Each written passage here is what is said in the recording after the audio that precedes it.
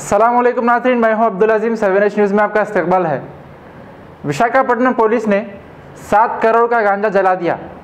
पेश है इस मामले पर हमारे नुमाइंदे राहुल की ये रिपोर्ट कि विशाखापट्टनम पुलिस ने 17 अलग अलग केसों में पकड़े गए 7,640 किलो गांजा, जिसकी मालियत 7 करोड़ बताई गई है, जला दिया। गांजा जलाते वक्त वहां के डिस्पोजेबल कमेटी के चेयरमैन, पुलिस महकमे के DIG, SP और दूसरे आला ओहदेदार भी मौजूद थे। खबर है कि इससे पहले जनवरी की 28 तारीख को भी 14,000 किलो गांजा जला दिया गया था। खबर है शहर की।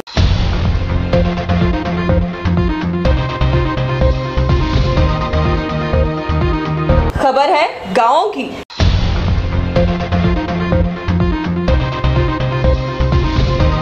खबर है सारी दुनिया की।